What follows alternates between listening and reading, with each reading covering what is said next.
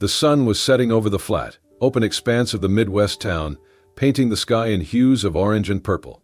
The Thompson household sat at the end of a dirt road, its paint peeling and windows clouded with years of wear. Inside, Sarah Thompson, a slender 20-year-old with tired eyes and calloused hands, worked at the kitchen table, sorting through a pile of overdue bills. Her mother's coughing echoed from the next room, a sound that had become a grim backdrop to their lives. "Sarah," her mother called weakly, "can you bring me some water?" Sarah jumped up, filling a glass from the tap before hurrying to her mother's bedside. Her mother, frail and pale, offered a weak smile. "You need to rest, Mom. I'll figure everything out," Sarah said softly, though the weight of her words felt like a lie. The sound of a car pulling up outside interrupted their quiet moment. Sarah glanced out the window and froze. A sleek black Cadillac rolled to a stop in front of their home. It was a stark contrast to the rusted pickup trucks that usually filled their neighborhood. "Who could that be?" her mother asked, her voice tinged with both curiosity and unease. Before Sarah could respond, the car door opened, and out stepped William Carter. Dressed in an impeccably tailored suit, his silver hair gleamed in the fading sunlight. His gait was slow but purposeful, exuding authority and confidence. Sarah stepped onto the porch, her brows furrowed as William approached. "Miss Thompson," William began, his deep voice calm yet commanding, "I've been made aware of your family's situation." Sarah blinked, confused. "Excuse me? Who are you?" "My name is William Carter. I own several properties and businesses in this region," he explained, gesturing toward the Cadillac. "I came here with a proposal." Sarah folded her arms. "What kind of proposal?" William's gaze didn't waver. "I want you to marry me." For a moment, the world seemed to stand still. "Marry you?"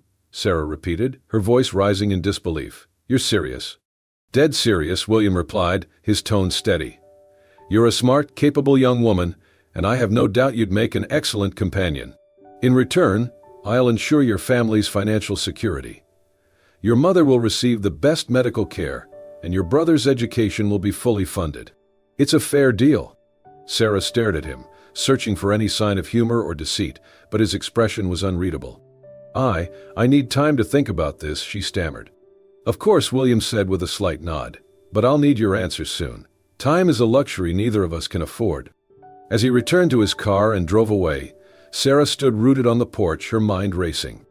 Later that night, as the house grew quiet, Sarah sat by the dim light of the kitchen lamp.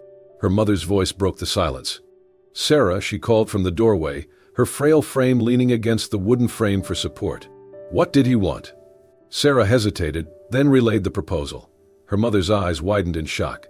"That's absurd," she exclaimed, but her voice weakened into a fit of coughs. Sarah rushed to her side, helping her into a chair. "Mama, listen," Sarah said, her voice trembling. "If I do this, you'll get the care you need. Danny won't have to drop out of college. Maybe this is our only chance." Tears welled up in her mother's eyes. "I don't want you to sacrifice your life for us. You deserve to find someone you love, to be happy." "I'm not happy now," Sarah said bitterly, wiping at her own tears. "At least this way I can help. Isn't that worth it?" Her mother didn't respond, her face etched with anguish. The following days were a blur of contemplation and whispered prayers. Sarah avoided eye contact with her neighbors, who had already begun gossiping about the young waitress and the rich old man. The decision weighed heavily on her, but as she heard her mother's coughing worsen and saw the stack of bills grow taller, she knew what she had to do. The morning of the wedding dawned clear and cold. Sarah stood in front of a small mirror in a borrowed bridal gown, the lace scratching against her skin. Her hands trembled as she adjusted the veil, her reflection staring back at her with wide, fearful eyes. In the quiet room, she whispered to herself, "Am I making the biggest mistake of my life?" A knock on the door startled her. It was her younger brother, Danny, his suit too big for his lanky frame. "Sarah, it's time," he said softly, his voice cracking with emotion. Sarah took a deep breath, forced a smile, and nodded. "Let's go." She walked out of the room toward a future cloaked in uncertainty. The sprawling mansion stood atop a secluded hill in upstate New York, its towering silhouette outlined against the gray sky. Sarah stepped out of the sleek black car, her small suitcase clutched tightly in her hand. The imposing structure loomed before her, its windows dark and uninviting. Inside, the grand foyer was as cold and unwelcoming as the exterior. Polished marble floors stretched beneath high ceilings, adorned with crystal chandeliers. Everything about the mansion screamed wealth, yet it felt devoid of warmth or life. Mary, the longtime housekeeper, greeted Sarah with a forced smile. A woman in her late 60s with a sharp gaze, she gestured for Sarah to follow her. "This will be your room, Mrs. Carter," Mary said, opening the door to a modest bedroom on the second floor. The room was well appointed but plain compared to the rest of the house. "Thank you, Mary," Sarah said, forcing a smile. "And please call me Sarah." Mary gave her a tight nod before turning to leave. Over her shoulder, she added, "If you need anything, the staff is here to help. But it's best not to ask too many questions." Sarah blinked, her smile faltering. "What do you mean by that?" Mary hesitated but didn't answer. Instead, she stepped out and closed the door behind her, leaving Sarah alone. Over the next few days, Sarah tried to settle into her new life. But the mansion's vastness and eerie silence made it difficult. William, now her husband, was either in his study or out of the house for hours at a time. Their interactions were cordial but distant, as if their marriage were little more than a business arrangement. One evening, Sarah mustered the courage to join him at dinner. The long dining table felt absurdly empty with just the two of them seated at opposite ends. "Do you always eat alone?" Sarah asked, her voice echoing slightly in the cavernous room. "Mostly," William replied without looking up from his plate. "I have a lot of work to attend to." Sarah pressed on. "And what kind of work keeps you out so late?" William's fork paused mid-air. His eyes flicked up to meet hers, cold and unreadable. "Business," he said curtly before returning to his meal. That night, Sarah lay awake in her bed, staring at the ornate ceiling. As the hours passed, a soft creaking sound broke the silence. It started faintly, like distant footsteps, then grew louder as if someone were walking down the hallway outside her room. She sat up, her heart racing. Sliding out of bed, she tiptoed to the door and opened it just a crack. The hallway was empty, bathed in dim moonlight. The sound had stopped. The following day, Sarah decided to explore the house. She wandered through room after room, each one grander than the last, but most were empty or locked. In the west wing, she came across a door unlike the others. It was heavily reinforced with a brass handle and no visible keyhole. As she approached, a chill ran down her spine. She reached out to touch the handle, but Mary's voice startled her. "I wouldn't do that if I were you," the housekeeper said from behind. Sarah turned quickly, her hand dropping to her side. "Why is this door locked?" "It's the master's orders," Mary replied, her expression grave. "You'd best leave it alone." Sarah frowned. "What's inside?" "That's not for you to know," Mary said firmly. "Let it be." That evening, Sarah tried to push the strange encounter from her mind, but the sense of unease lingered. She couldn't shake the feeling that the mansion held secrets William had no intention of sharing. Late that night, she heard the low hum of a car engine outside her window. Peering out, she saw William stepping into a black sedan parked in the driveway. A tall man in a trench coat stood by the car, speaking with William in hushed tones. Unable to resist, Sarah grabbed her coat and slipped out of her room, keeping to the shadows as she followed. From the top of the grand staircase, she watched the two men through the large front windows. "Make sure she doesn't find out," William said, his voice sharp and commanding. Sarah's breath caught. Was he talking about her? What was he hiding? The car pulled away into the night, leaving Sarah standing alone in the darkness, her mind racing with questions she wasn't sure she wanted answered. The mansion was eerily silent as Sarah crept through the west wing. She had been watching the door for days, waiting for the perfect moment to investigate. Tonight, for reasons she couldn't explain, it was unlocked. Her heart pounded as she stepped inside, the faint creak of the door echoing in the dark corridor. The room was dimly lit by a single, dusty chandelier. Shelves lined the walls filled with old books, documents, and framed photographs. On a large mahogany desk in the center of the room, a stack of yellowed papers sat beside an ornate fountain pen. Sarah hesitated before approaching the desk, her eyes scanning the room for anything that might explain William's mysterious behavior. She picked up one of the photos. It showed William standing beside a young woman, smiling stiffly. The woman was beautiful, radiant even, and far younger than William. Sarah flipped the photo over. Written on the back in elegant handwriting were the words, "William Grace, 1998. Her hands trembled as she picked up another photo, then another. Each one depicted William with a different young woman. The dates on the back spanned decades. The names were all different, but the pattern was clear. Beside the photos were legal documents, marriage certificates, prenuptial agreements, and death certificates. Sarah's breath caught in her throat. The causes of death varied: accidents, illnesses, sudden disappearances, but they all ended the same way. "What is this?" she whispered to herself, her voice barely audible. Among the papers, she noticed a leather-bound journal. She flipped it open to find pages filled with William's neat handwriting. The entries detailed his relationships with these women, starting with how he'd charmed them and gained their trust. The later entries turned darker, describing how he'd isolated them, controlled them, and eventually discarded them. Sarah's stomach churned as she read a chilling sentence: "They always think they can leave. They don't realize they're mine until it's too late." A sudden noise outside the door made Sarah jump. She quickly slipped the journal into her bag and scanned the room for a place to hide. But before she could move, the door swung open, and there stood William. His face was a mask of cold fury. "What are you doing in here?" he demanded, his voice low and dangerous. Sarah clutched her bag tightly, trying to steady her voice. I got lost. I didn't mean to intrude." William stepped inside, closing the door behind him. His eyes bore into hers, his expression unreadable. "This room is off limits," he said, his tone ice cold. "I made that very clear." Sarah swallowed hard. "I just wanted to understand why so many rooms are locked. Why you never talk about your past." "You don't need to understand," William snapped. "You only need to follow the rules." Trembling, Sarah mustered the courage to confront him. "What happened to them, William? Your previous wives, where are they? Why are there no records of them after they married you?" William's jaw tightened. "That's none of your concern. Drop this, Sarah. For your own good." But Sarah refused to back down. "I deserve to know the truth. Am I just another one of your projects?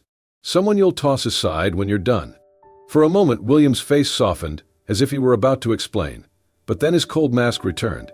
"You're my wife now. That's all that matters. Don't make me regret my generosity." His words sent a shiver down Sarah's spine.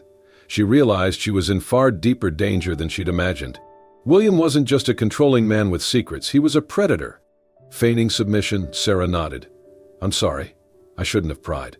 William studied her for a moment before stepping aside. "Good. Now get out of here and stay out." Sarah hurried past him, clutching her bag tightly. She could feel his eyes on her as she left the room, and her skin crawled with unease. Back in her bedroom, she locked the door and sat on the edge of the bed, pulling the journal from her bag. Her hands trembled as she flipped through the pages, reading more of William's disturbing entries. The journal described not just the manipulation but also the elaborate lies and cover-ups he'd used to ensure no one suspected him of foul play. One phrase stood out, written in bold letters across an entire page: "They think they can escape, but they never do." Sarah's chest tightened. She knew she had to get out of the mansion, but William was always watching. The staff seemed loyal to him, and the house was surrounded by high walls and security cameras. A knock on her door startled her, and she quickly hid the journal under her pillow. "Mrs. Carter?" Mary's voice called softly. "Are you all right?" "Yes," Sarah replied, her voice shaking. "I'm fine." Mary lingered for a moment before walking away. Sarah waited until she was sure the house was quiet before pulling the journal out again. She began to formulate a plan, but her thoughts were interrupted by the sound of footsteps in the hallway. They stopped just outside her door. Sarah froze, holding her breath as the doorknob rattled. "Sarah," William's voice called, low and menacing. "Are you awake?" She didn't answer. The doorknob stopped moving, and after a long pause, the footsteps retreated. Tears welled in Sarah's eyes as she realized the full extent of her situation. She was trapped in a house with a man who had every intention of making her his next victim. But she wasn't going to let that happen. Clutching the journal to her chest, she whispered to herself, "I will get out of here, no matter what it takes." The atmosphere in the mansion grew colder with each passing day, and Sarah's unease deepened. She confided in Mary, the housekeeper, whose kindness and silent strength had become her only source of comfort. One afternoon, as Sarah dried dishes in the vast kitchen, she whispered, "Mary, something isn't right here. I found things in that locked room. I don't think I'm safe." Mary paused, her expression grim. She glanced around the room to ensure they were alone. "I've worked for Mr. Carter for over 20 years, she said quietly. "I've seen things I can't explain. Things I wish I hadn't seen." Sarah leaned closer, her voice urgent. "Why stay? Why not leave?" Mary shook her head. "You don't understand. He has ways of keeping people silent. I've seen staff disappear overnight for asking too many questions. But you're different, Sarah. You're his wife. If anyone can get out, it's you." Sarah's heart raced. "Then help me, please." Mary hesitated before nodding. "I'll do what I can." Over the next few days, Sarah began meticulously observing William's habits. She noted when he left for his late-night outings and when the security cameras rotated. She memorized the guards' schedules and the layout of the sprawling estate. To maintain the illusion of compliance, she played the role of the dutiful wife. At breakfast, she smiled politely, serving William coffee. She complimented his suits and pretended to listen attentively to his stories about business deals. Inside, every interaction felt like a betrayal to herself, but she knew it was the only way to buy time. One evening, while wandering the mansion under the guise of getting to know her new home, Sarah stumbled upon the basement door. It was slightly ajar. Curious but cautious, she slipped inside. The air was damp, and the faint smell of mildew hung in the air. As she descended the creaky stairs, the dim light from her phone revealed rows of old wine barrels and dusty storage crates. Her eyes landed on a peculiar section of the wall, a seam barely visible, as though it concealed something. She pressed against the wall, and to her shock, it swung open with a low groan, revealing a dark passageway. That night, Sarah lay awake, her thoughts racing. The discovery of the passageway felt like a lifeline, but she knew she couldn't act impulsively. She needed a solid plan, and above all, she needed proof of William's crimes to protect herself once she escaped. Her resolve hardened when she overheard William's late-night phone call. Standing just outside his study, she heard his deep voice through the crack in the door. "Transfer everything before she gets suspicious," he said, his tone clipped and urgent. "Time is running out." Sarah's blood ran cold. Was he talking about her? Was he planning to take everything she owned, or worse? The next morning, Mary approached her in the garden. "I have something to show you," she said, her voice barely above a whisper. In Mary's room, hidden under a loose floorboard, were old letters and documents. They confirmed Sarah's suspicions. William had indeed been involved in the disappearances of his previous wives. "They all tried to leave," Mary said, tears brimming in her eyes, "and none of them made it." With Mary's help, Sarah devised her escape plan. They agreed she would wait until William left for one of his late-night meetings. Mary would create a distraction for the guards, while Sarah used the secret passageway to flee the estate. "I'll leave the journal with the police," Sarah said. "They need to know the truth." Mary grasped Sarah's hand. "Promise me you'll get out of here. Don't look back." Sarah nodded, her determination outweighing her fear. The night arrived. William kissed Sarah's hand at dinner, his cold smile sending a shiver down her spine. "Don't wait up for me," he said, his voice dripping with false affection. As soon as he left, Sarah and Mary sprang into action. Mary feigned an argument with a guard near the front gate, drawing his attention away from the security cameras. Clutching the journal and a small bag of essentials, Sarah slipped into the basement. She found the passageway and ducked inside, her heart pounding as the hidden door closed behind her. The tunnel was narrow and damp, with faint light filtering through cracks in the ceiling. Each step felt like a gamble, the fear of being caught pressing against her like a weight. Suddenly, a noise echoed from behind her, footsteps, heavy and deliberate. Sarah froze, her breath hitching. She turned off her flashlight and pressed herself against the wall, straining to hear. The footsteps grew louder, and a familiar voice called out, "Sarah, you can't run from me." It was William. Sarah's pulse thundered as she gripped the journal tightly. "I have to keep moving," she whispered to herself, summoning every ounce of courage. She darted deeper into the tunnel, William's voice following her like a shadow. The estate was eerily silent as Sarah prepared for her escape. She waited in her room, her bag packed with essentials and the damning journal tucked safely inside. Her heart pounded with each tick of the grandfather clock in the hall. When she heard William's car pull away, she sprang into action. Descending into the basement, Sarah moved quickly to the hidden passageway. The air was damp, and the narrow tunnel seemed to stretch endlessly into the darkness. Her flashlight flickered, casting long, wavering shadows against the stone walls. As she approached the exit, she heard faint voices echoing behind her. Panic surged through her. "They know," she whispered to herself. Tightening her grip on the journal, she quickened her pace, her footsteps muffled by the dirt floor. The voices grew louder, accompanied by the sound of heavy boots on stone. "Find her." William's voice rang out, cold and furious. Sarah's breath came in shallow gasps as she reached the exit, a rusted metal door that creaked loudly as she pushed it open. The sound echoed through the tunnel like a scream, spurring the men behind her to move faster. Emerging into the forest, she sprinted through the underbrush, branches scratching at her arms and face.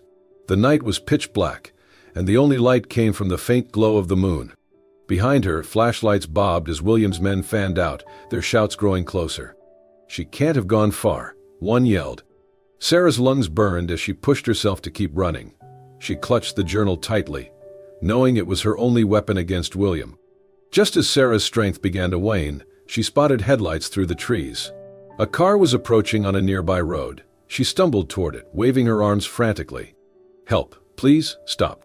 The car screeched to a halt, and the driver, a man in his early 30s with sharp eyes and a determined expression, jumped out. "Are you Sarah?" he asked, urgency in his voice. "Yes," she gasped. "How do you know me?" "I'm James Carter, an investigative journalist. I've been tracking William Carter for years. Get in, we don't have much time." Without hesitation, Sarah climbed into the car, clutching the journal to her chest. James floored the gas pedal as William's men burst out of the woods behind them. A black SUV roared onto the road, giving chase. "Hold on," James said, swerving to avoid a fallen branch. Sarah looked over her shoulder, fear gripping her as the SUV gained on them. "They won't stop," she said. "They'll do whatever it takes to bring me back." "Not if we can get this to the authorities first," James replied, his voice steady. Suddenly, the SUV pulled alongside them, the passenger window rolling down. A man leaned out with a crowbar, aiming to smash their car's side mirror. "Get down," James shouted. Sarah ducked as the mirror shattered. James swerved sharply, forcing the SUV to veer off the road and into a ditch. The forest thinned as the car sped toward the city. Sarah's hands trembled as she opened the journal and flipped through its pages. "This is everything," she said. "Names, dates, even details about how he silenced his previous wives. It's all here." James nodded, glancing at her. "With this and the information I've gathered, we can finally bring him down. But we have to act fast. He won't let this go easily." As they approached the outskirts of the city, Sarah's phone buzzed. It was a message from an unknown number. "You think you've won? This isn't over." Her blood ran cold. She showed the message to James, who tightened his grip on the steering wheel. "He's desperate," James said. "That makes him dangerous. But don't worry, we have the truth on our side." Sarah nodded, determination flickering in her eyes. "Then, let's end this." The day William Carter was brought to justice was one Sarah would never forget. Standing beside James in the courthouse, she watched as the man who once held her life in his grip was sentenced.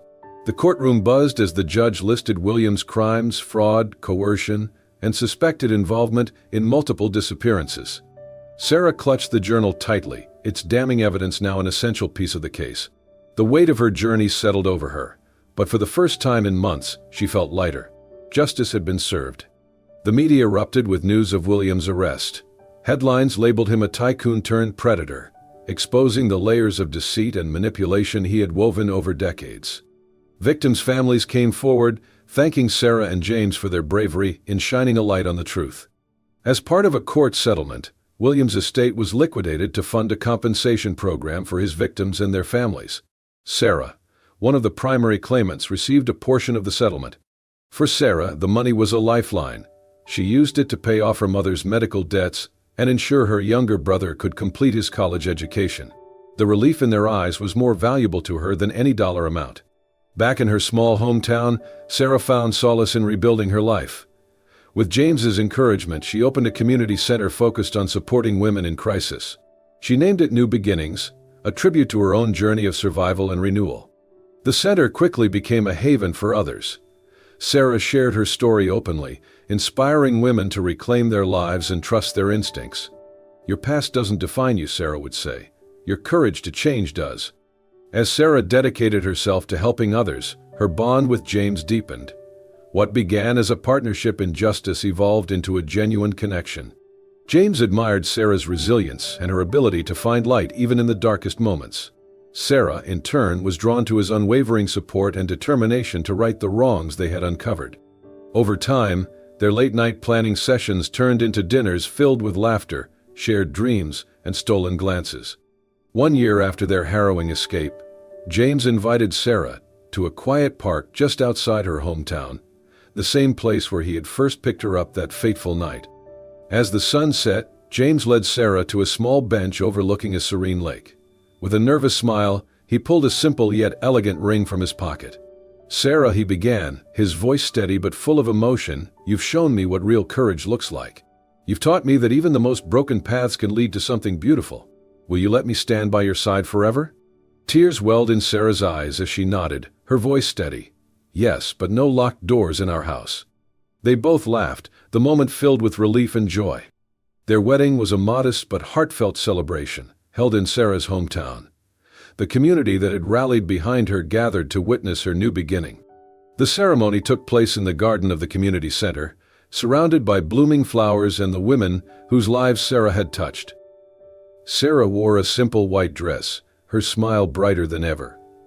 As she and James exchanged vows, there wasn't a dry eye in the crowd. In her speech, Sarah reflected on her journey. "Sometimes life takes you through darkness to show you the value of light. I wouldn't be here today without the people who believed in me, and for that, I am forever grateful." This isn't just the end of a chapter, it's the start of a whole new story.